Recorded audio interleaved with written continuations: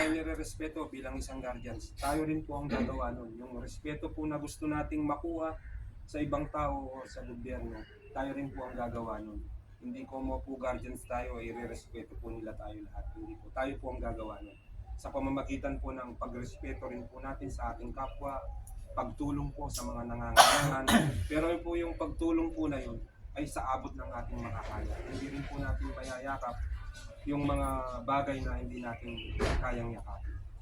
So, yun po siguro ang pinaka-benepisyo natin. Yung magaan sa kalooban na makatulong ka sa kapwa mo, lalo na sa kapatiran natin at nasa abroad po tayo. Alam naman po natin yung homesick ang pinakakalaban natin dito. So, kailangan po natin yung kapatiran natin.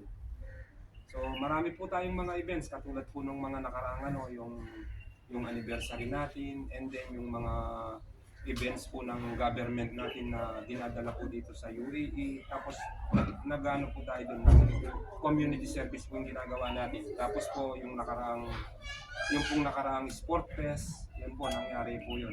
Yung lahat po ng mga guardians nandun po sa isang events po na one day league. Iba-ibang sports po yun. And then nung Christmas party yun. So ngayon po siguro ngayon po 2026, meron po tayong mga events din po na kung kaya po natin i-celebrate yung mga Hearts Day, yung mga February 14 po, yun bang nalalapit, Valentine. So pwede rin po natin siguro i-celebrate yun.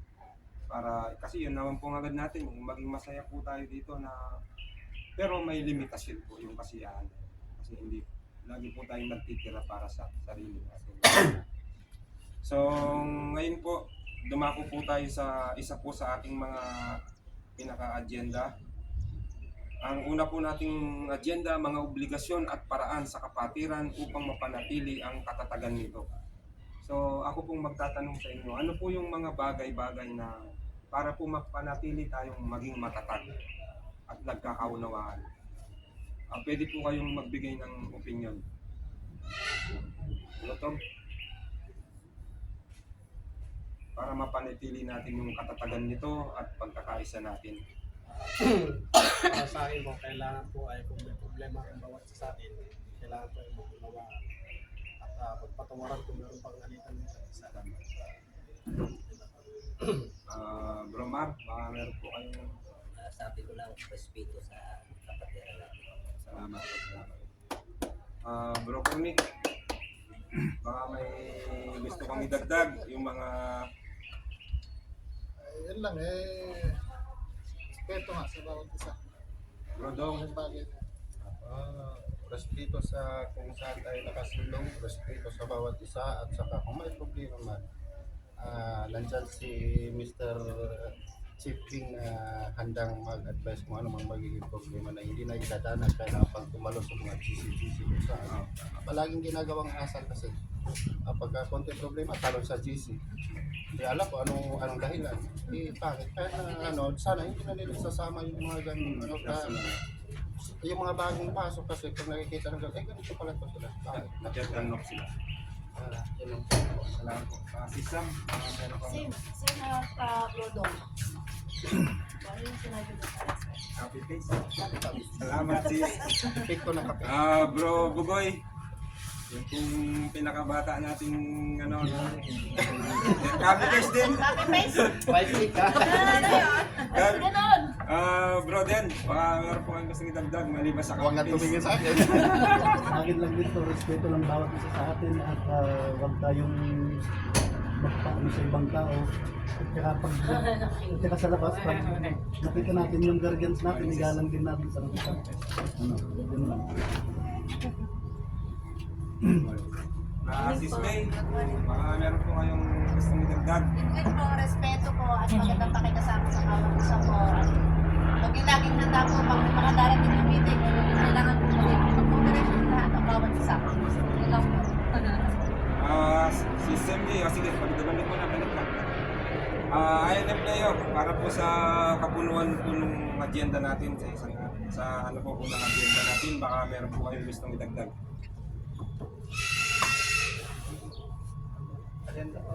Copy paste. Hindi, ano yung dagdag niyo po? Para mapanatiling matatag. Member o matagal na member. talaga yung dapat unity, pakisama.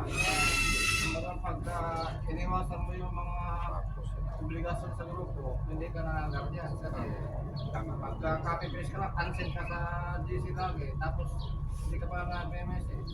Pag meeting, dapat kung hindi kayo makadalo, Magsabi. Sabi. mag-abiso lang sa grupo. Na ganito, may pasok po ako, hindi ako makapunta, pero babawi ako sa mundo lang. At least, Tama. nag-abiso ka sa GC natin na ako, pasensya na po, paano po sa mga kaso na Tama. ganun lang yun yung pakisama. Laging mag-inoong, yung sabing guardians, gentleman, di ba? Magi. Kailangan ka mga tao, mga Diyos, makabayan. United, bilang guardians, united, yung pagkakaisa. Associate, andun na. Yung meaning ng R ay relentless. Ano ba sa Tagalog yung relentless? Puro English na lang kasi natin dito. Yung ano yung di ulit? Downless. Dauntless. Ingenious. Yung walang kakayahan na kasi tayo bilang isang civilian. Hindi naman tayo wala ng sundalo o pulis. Kaya ang tao sa ingenious tayo walang kakayahan. Yung IN pala, nation. Alam na yung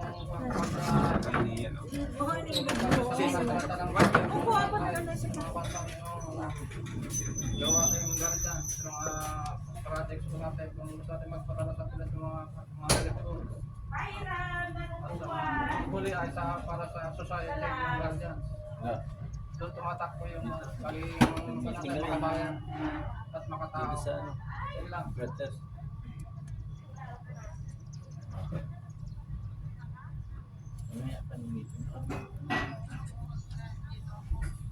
Ano kasama ko?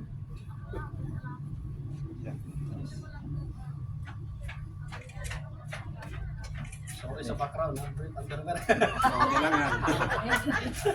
Maraming salamat po, INF. Ngayon po, welcome po natin yung isa po sa ating mga ICF, si ICF MJ po. Siya po ang treasurer ng incorporator.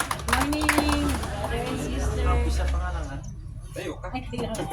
Good morning po. Sino po yung mga aspirant? May bagong aspirant si Brodong, si Brodon. Hindi pa dumating. Good morning po sa inyo. Daway po. Si May, si Bro Corning. Masaya po kami dahil sa napili sumaki sa aming function, sa ayunan. At syempre, bilang isang guardians,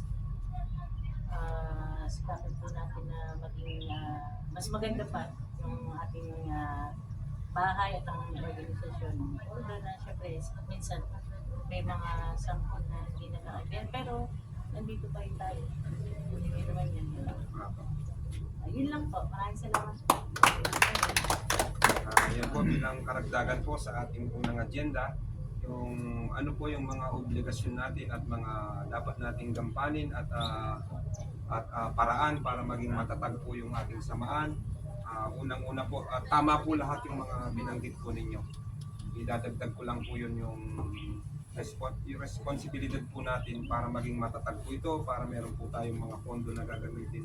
Yun po yung monthly dues po natin na 25 dirham po. Dati po 20 yun, ginawa ko 25 by kickback ba? Blood control. Joke lang po, joke lang. Yung pong 5 dirhams po kasi, napag-usapan po namin kasi nung last ni Sis Butterfly po, nag-offer po siya na baka tuwing Christmas pwede po tayong tumulong sa mga hospitals, ganun, sa mga nangangailangan talaga ng mga Pilipino. So yung 5 dirham po, doon natin ilalaan po yun. Charity. Sa charity po yun. So siguro po masarap naman po sa kalooban yun yung Kaya po, yun pong hiling po ni Sis Butterfly, maganda naman po yun. At tayo pong lahat, alam po, gusto po natin yan.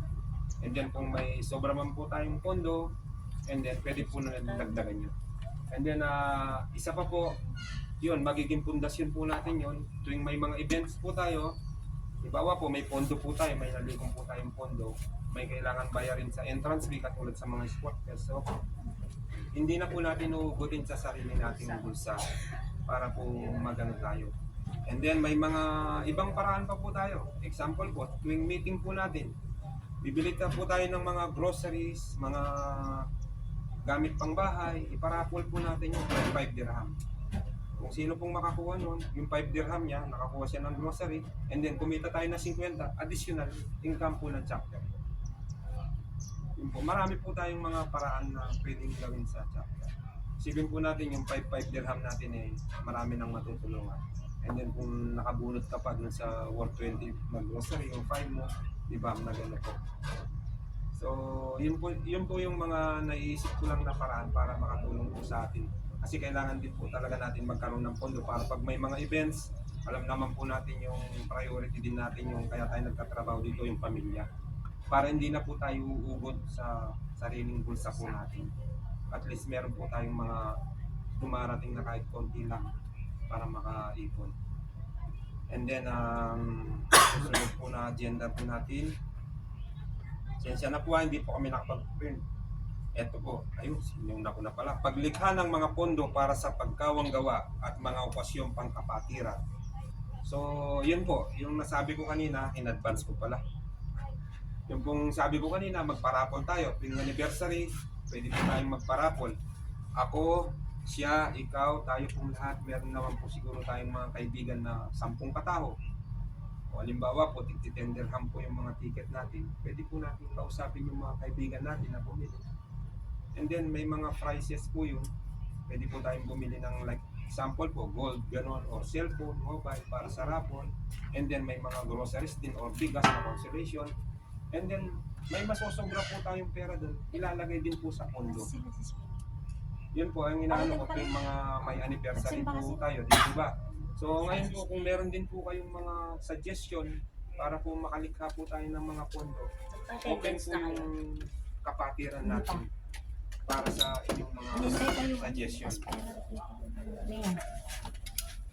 Yun po, baka meron po kami Asan yung Yung ano kasi napag-usapan namin ni Presno. Nagawa po tayo ng charity. Paano naman po yung mga kapatid natin na sa probinsya ng Pilipinas. maganda ba? Napag-usapan ng nag-usap kami, pwede na siguro yung bawat isa magbibigay tayo ng 50 dirham per head para lang sa taong uuwi ng Pilipinas. Basta may ticket yung ipapakita na uwi siya ng Pilipinas. Kasi tayo tutulungan tayo sa iba, tayo naman mga magkapatiran, hindi naman na nagtutulungan, hindi naman tayo naman natin uuwi din ng Pilipinas. Kaya Papasa to mga baan. napag-usapan Hindi na may papasa sa Presno, WhatsApp. 30 kaya na minutes. kasi nagkaroon Ayan, mga tropa, ayan. Galing tayo ng meeting at meeting na video ko rin ng tanghali. Tanghali, mga alas 2. Noon. Ginabi na tayo na na natapos sa meeting. Tapos merong kasamahan natin na galing sa Pilipinas at may dala siyang mga pagkain na Pinoy food. Ito, dami niyang binigay. Sis, maraming salamat sa yung bigay. Shout out sa iyo. Ewan ko, Mel ba pangalan mo kanina? Asawa ni bro Ugoy. Salamat sa pasalubong. Ito, naglalakad ako ngayon pauwi na ginabi. Oras na 9 o'clock. 9 o'clock na po ng gabi.